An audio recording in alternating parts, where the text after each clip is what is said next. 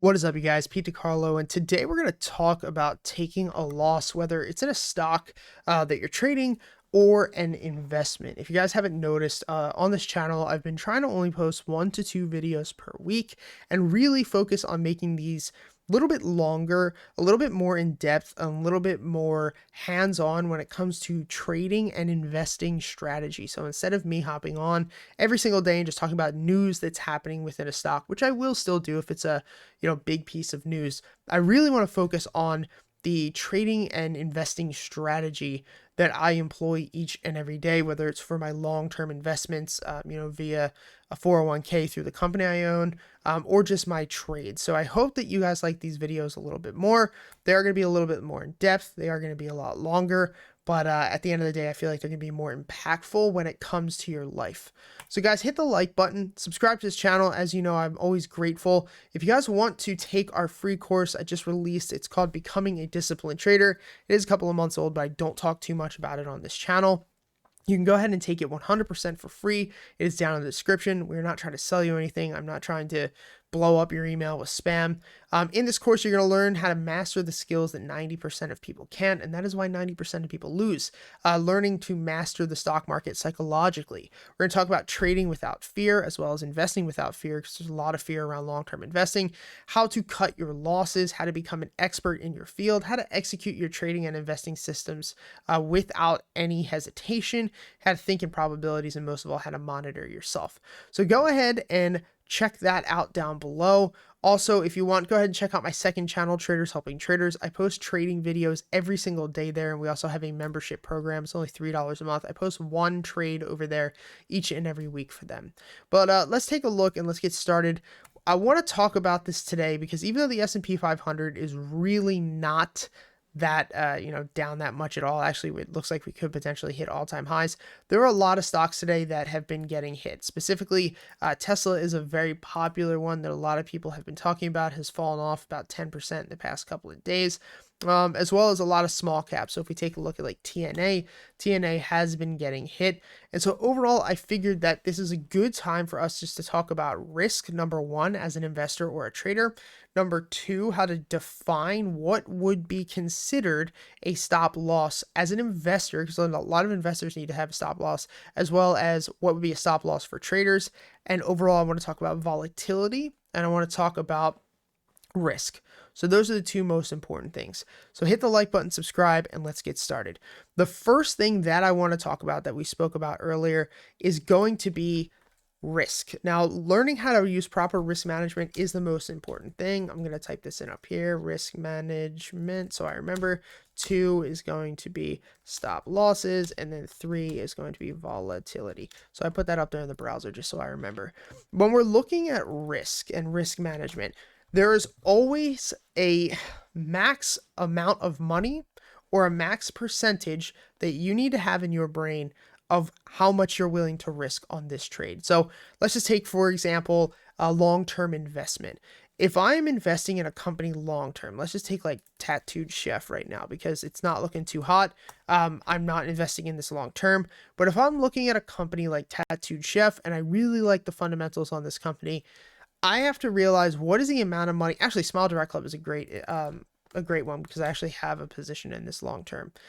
If I'm taking a look at a company like Smile Direct Club, I have to first say to myself, how much money am I willing to risk investing in this company? Now, when it comes to an investment, this is much different than trading. We're going to talk about trading in this video too.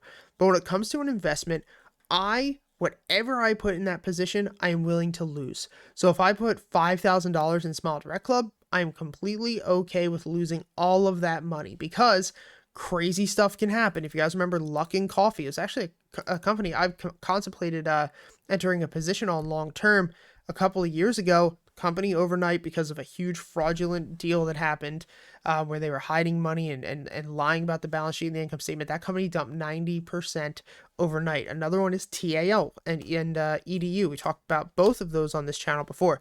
Great fundamental company I really liked. Crap the bed, as well as EDU, because of the Chinese Communist Party and the government. And these are things that as investors, you cannot, be in charge of. It's not up to you what will happen with this company. What you have to do is believe in the company and then risk accordingly. So anytime I invest in a company long term, what I do is I assume that that's the amount of money I'm willing to lose. I invested $25,000 in Tesla a couple of years ago. I was okay with losing that money. I invested 20 something thousand dollars into Uber back at like the bottom, right around like $12, $13 in 2020, like right in mid pandemic. I was okay with losing that money. So when it comes to a long-term investment, whatever you put in should be whatever you're okay with losing. Now with a trade, it's a lot different. And with a trade, there's a couple of rules. The first rule that I talk about is you should only risk a max of 2% of your portfolio per trade. So let's just take a look at Snapchat. We'll use this as a good example. Let's say that I want to enter this Snapchat today. There are a lot of cool little drawing tools that you can use here, but let's say I want to enter Snapchat today. Snapchat's trading at $71.69. I see that. I think it's going to move back up to $80. Well, you have to think to yourself, one of the rules that I talk about is 2% of your max portfolio. That's really what I look at. So let's say that we have $10,000 in our portfolio. A max loss of 2% for $10,000 is $200. So that means that if I take a position on Snapchat, the most that I am willing to lose is $200. That could mean that I could do a credit spread that's worth $200 and just say, okay, whatever happens, happens. If I lose the whole thing, that's 2% of my portfolio. I could also do straight up call options and only risk $200. If it goes to 500 to 1,000, cool. But worst comes to worst, I'm losing $200.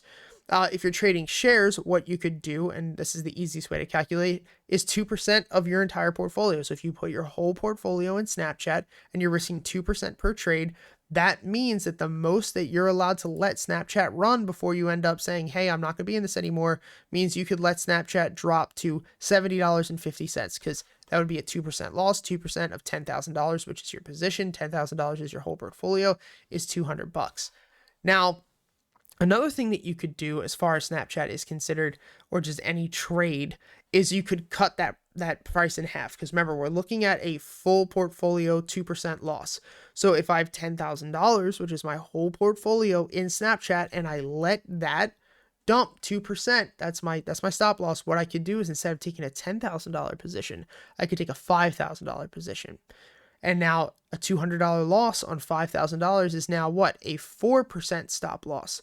That looks a lot more attractive to me, because I can allow the stock to wiggle around and potentially even break that support and try to come back up before I set my stop loss. If you want to be even safer, what you could do is like a $2,500 position, and you could actually allow it to drop 10%, which I wouldn't really, recommend letting it drop 10%, but that is the kind of risk versus reward that you need to be looking at. But risk management is the most important thing, and learning to cut your losses, which is what we're going to talk about now, your stop loss, is extremely important. Because at the end of the day, every 10, 20, 30, 40, 50% loss starts with a 1, 2, 3, 4% loss. So if we're looking at an investment, and then we're going to talk about a trade. If we're looking at an investment, what would be a stop loss? Because for an investment, we're not looking at a chart. We're not looking at specific prices when it comes to a long-term investment. If I'm investing in Smile Direct Club for the long term, I don't care what this chart is doing. I care more about what the company is doing. So for me, there are a couple of things. A stop loss would occur, or I would pull my money out of the company if, number one, there was a huge change in the market or in the trend. So for instance, like if I was investing in travel last year and the pandemic happened, and I saw right before, CCL and Norwegian Cruise Line and all the auto companies, all the airline companies started to dip. If I saw, okay, it doesn't seem like we're going to be traveling for a while, I'm going to pull my money out of that. So if a trend changes or the landscape of the market changes, I'm going to walk away. If I'm have money in Zillow or Airbnb or Redfin, and I see that travel or a housing market is about to collapse and I don't want to be in it anymore, then I can go ahead and close out those positions. So if a trend or a market changes, that's the first thing. Second thing is, if the executives change for a bad, in a bad way, if you really believe in Tesla and Elon Musk decides he's leaving Tesla, he doesn't have anything to do with Tesla anymore. If you don't believe in that leader anymore, then you should probably walk away from the position. So those are the two main things. If something fundamentally changes with the market, something fundamentally changes with the business and or the executives, I tend to walk away from a position. Now, as far as a stop loss for a trade, like I said before, that is based more off of your portfolio, your conviction, and the price of the stock. So normally I will set stop losses below support and resistances like we talked about before. But the most important thing, and it's not, the ratio of, your stop loss. It's not the golden, 2% rule. It's literally just hitting the sell button. That's all it is. Like, there's so many people who want me to give them this realization of like how to have the perfect stop loss. It's really not. Like I said, every 10, 20, 30, 40, 50% loss starts with a 1, 2, 3, 4, 5% loss. So if you can cut it off at the source, cut it off at the neck, you don't have to worry about that, right? It's kind of like, a grim example, but if I got bit by a snake in my arm and I just chopped my arm off at the elbow, I could save the rest of my body. It sucks, I'll lose my arm, but it's better than losing everything. And that's how you have to look at it with trading. It's important that when something doesn't go your way, you say F it and you cut it off. And if something is going your way, then let it ride for a bit. The issue is people don't do that, because what'll happen is, they'll get into a position, the position will dump, they'll average down, and then finally it bounces and they say to themselves, wow, I'm a really good trader, I averaged down and that was great. Well, guess what, guys? There's times where that doesn't happen. There's times, like we said before with TAL, where it doesn't bounce. There are times with stuff like EDU where it doesn't bounce. So cutting it off at the source is the most important thing. Now, third, and one of the most important things we're going to talk about next to just cutting off a position entirely, is volatility versus risk. And I want to bring up a chart of the S&P 500. We're going to look at a monthly chart. So each one of these ticks represents 1 month, and we're going to look at not just the S&P 500, but more so SPY, which this is a spider ETF, the main one you guys are probably used to, and this debuted in the public market in February of 1993. So what I'm going to do very quickly is just actually go through and draw some major price levels on the S&P 500. And what I want you to notice, and I want you to realize, well, two things. Let's first talk about what volatility is and what risk is before we look at this chart and we look at the overall market for the past, 20 something years. What is volatility? Volatility is drastic, unpredictable movements within a stock. Now, if we don't even look at it within a stock, think about volatility in your life. Volatility is just drastic, abrupt, unpredictable movements. So somebody, your life could be volatile if you don't know where you're going to get your next meal, if you don't know if you're going to have a job tomorrow, if you randomly are getting thrown out of your house, like that is volatility. So in the stock market, it's just unpredictable, wild swings. Now, what is risk? A lot of people think that risk is, maybe throwing the kitchen sink at something, or being really, aggressive with your trading or aggressive with your life. And it's really not. Risk is simply just exposing yourself to danger. So I like to use the example of a turtle. So a turtle can only move if it comes out of its shell. It is most protected when it's inside of that shell. So if it's sitting there in the shell, really it can't be hurt unless you smash it with a rock, and you're an a-hole if you do that. But the turtle cannot be hurt if it's sitting within the shell. But it's never going to go anywhere. The turtle will never grow. The turtle will never get to where it wants to be in life, hence us. And you have to think of your portfolio as a turtle. If you don't allow the turtle to come out of its shell and expose itself, risk its life to move to wherever it wants to go, it will never get to where it wants to be. And so risk is simply exposing yourself to danger, or your portfolio to danger, aka losing money. And so those two things are extremely important when it comes to investing and trading, because a lot of people say to me, well, why don't you go get a less risky job? And I try to explain to them, the market is not risky. And a lot of you guys are like, what do you mean the market's not? The market's not risky. It's volatile. It's not risky.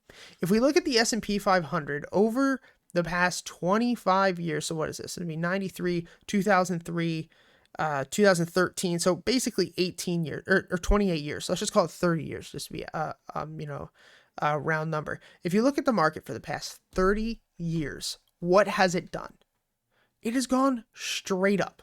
Like maybe not straight up, but the market has consistently gone up.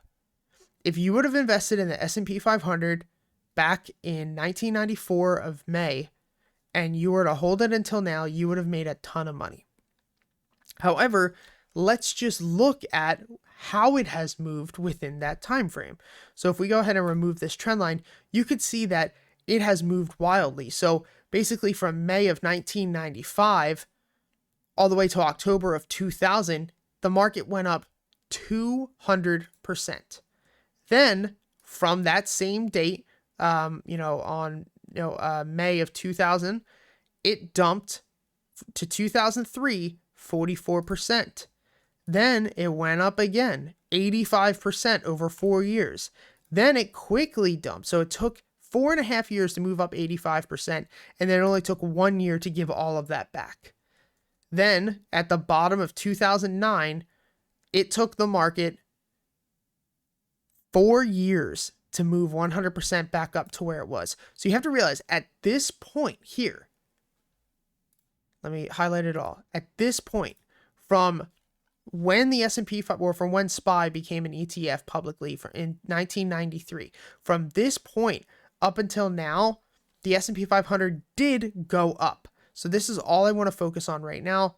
Not this now, but let's just take a look at here. So if we look at this, this is from, like I said, since SPY became an ETF up until 2013. So this is a very, very long time. This is 20 years. This is 20 years you're looking at right now. The S&P 500 from the time it came out until then was actually up 200%. But look at how it moved within that 20 years. That is volatility. That is not risk. Because if you would have bought in the very beginning, the S&P 500 still went up 200%, which if you do 200% divided by 20 years is 10% returns per year, which is what the S&P 500 on average gives you. So, investing in the S&P 500 back then was not risky because it just went up. It was volatile. Sorry about that.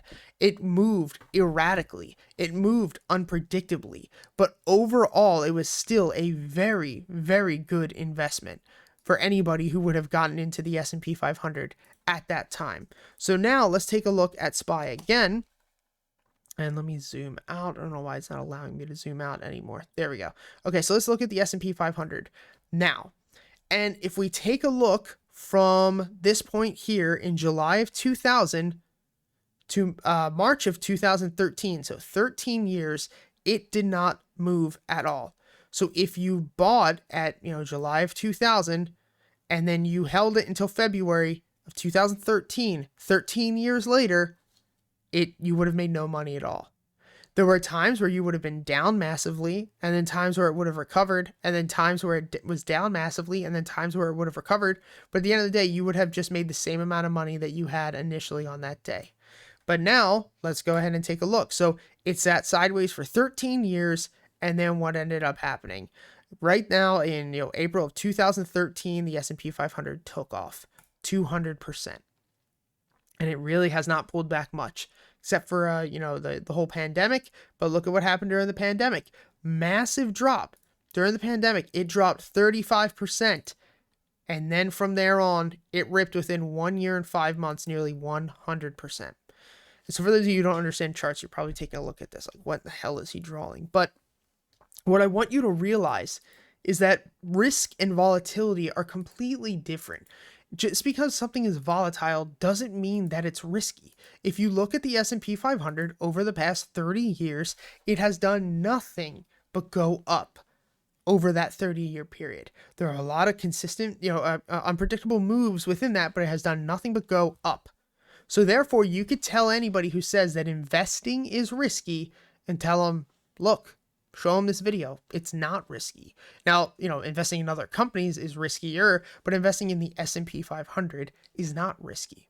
So the point of this video is to explain to you that if your portfolio, if you're down 5, 10, 15, 20% in the past couple of weeks or months, hopefully you're not down that much. You have to realize that that could just be volatility. Now, if you look at the past 2, 3 years of your investing or trading life and your yield curve looks like this, it just goes down, then yeah, you're probably doing something wrong. But if, it's kind of looks like the S&P 500 where you started trading or started investing, you had some success, then you lost some money, then you had some success, then you lost some money, then you had some success, and then you lost some money. Please realize that that is volatility. It happens across the board. At any moment, don't give up, right? Don't give up today, because at this moment, this could be your breakout if you just continue with it. Like I explain on my other channel a lot, and I've explained it on here, that like I grew 5 grand to 50 grand and then I blew 26 grand in a week. So literally it took me like an entire year just to get that money, and then I lost it very quickly. But if I gave up at the bottom, I wouldn't be where I am today. Instead, I got through and I continued to push. So I hope that this helps you guys. I hope that the biggest message here is to learn how to cut your losses on any investment or any trade. Understand that volatility is a part of the game and that there's going to be months where you lose a lot of money. But overall, the important thing is to look at your portfolio 10 years from now and see that it kind of, I don't care if it goes like this, but that overall, if you would draw a trend line, it does go up. Guys, if you want to start taking trading and investing seriously, if you've gotten through this entire video, it's like a 21-minute video, you guys are serious. Learn to instantly and consistently make profits with some of the best traders in the entire world over at our private academy. You have nothing to lose and everything to gain. I'm giving away 1 month entirely free to any of you guys who are serious traders or investors and want to take your skills to the next level. You get access to our 60-hour courses and lectures on day trading, options trading, swing trading, spreads, technical analysis, and more. You get access to our 1-hour private live stream each and every morning with me, where I share exactly what I'm trading. You get access to our private Discord server with over 700 members, and we also have a 30-day money-back guarantee, but that don't matter because I'm giving it away for free. So you literally have nothing to lose, guys. Hit the like button, subscribe, comment down below. It truly means the world to me, and thank you for everything, guys. Peace.